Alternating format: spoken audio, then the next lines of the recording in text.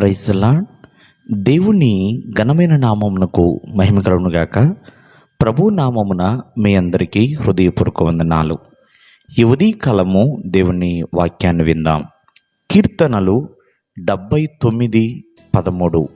సదాకాలము నీకు కృతజ్ఞతాస్తుతులు చెల్లించెదము, తరతరములకు నీ కీర్తిని ప్రచురపరిచెదము. భక్తుడైన ఆసాపు చక్కటి కీర్తన రచించి ఉన్నాడు. మరి ఆయన సెలవిస్తున్న చక్కటి మాటలండి.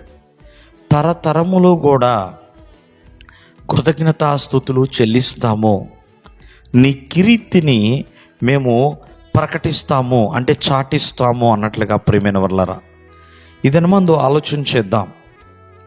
ఏ రీతిగా ఆయన్ని మనము ప్రచారము చేయాలి అని ఆలోచన చేస్తే పూర్ణ హృదయముతో, ప్రియమైన వర్లరా, మరి ఆయన యొక్క కీర్తిని మనము ప్రచారము చేయాలి. అంతేకాకుండా ఆయన నామమునికి మహిమ కలుగునట్లుగా, ఆయన నామమునకు, ఆ దేవాది దేవుని యొక్క నామానికి మహిమ కలుగునట్లుగా ఆయన యొక్క కీర్తిని ప్రచురము చేయాలి. సంతోషముతో దేవుని కార్యములను మనము తెలియచేయాలి. ప్రియమైన వర్లరా, ఏ రీతిగా మనము ఆయన యొక్క కీర్తిని తెలియచేయాలంటే పూర్ణ హృదయముతోనూ సంతోషముతోనూ ఆయన నామానికి మహిమ కలుగునట్లుగా ఆయన యొక్క కీర్తిని మనము ప్రకటన చేయాలి. అంతేకాకుండా ఎక్కడ ఆయన కీర్తిని మనము ప్రకటించాలి అంటే సమస్తము, చూడండి, బూదిగంతముల వరకు కూడా ఆయనకి సాక్షులుగా ఎలా జీవించాలో, బూదిగంతముల వరకు కూడా, ప్రేమైన వర్లరా, ఆయన కీర్తిని ప్రచారము చేస్తూనే ఉండాలి. చాలామంది అంటూ ఉంటారు, ఎంతకాలము ఆయన కీర్తిని అంటే తరతరములు, నువ్వు బ్రతికున్నంత కాలము, ఎల్లప్పుడూ, అనుదినము, నిత్యము, ప్రేమైన వర్లరా, ఆయన కీర్తిని ప్రకటిస్తూనే ఉండాలి.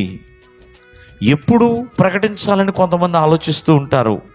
ఏ విషయాల్లో ప్రకటించాలి అంటూ ఉంటారు. ప్రతి విషయమందు కూడా ఆయన కీర్తిని మనము ప్రకటిస్తూనే ఉండాలి. ఆయన కార్యములు జ్ఞాపకము చేసుకుంటూనే ఉండాలి.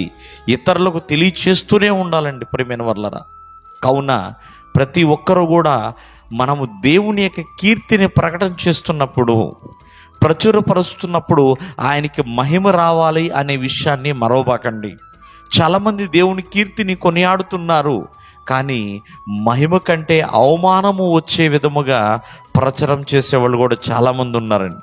కావున అది గమనించి తరతరముల వరకు కూడా దేవుని కీర్తిని ప్రచురపరుద్దాం. దేవుడు మిమ్మల్ని ఆశీర్వదించును గాక. ఆమేన్.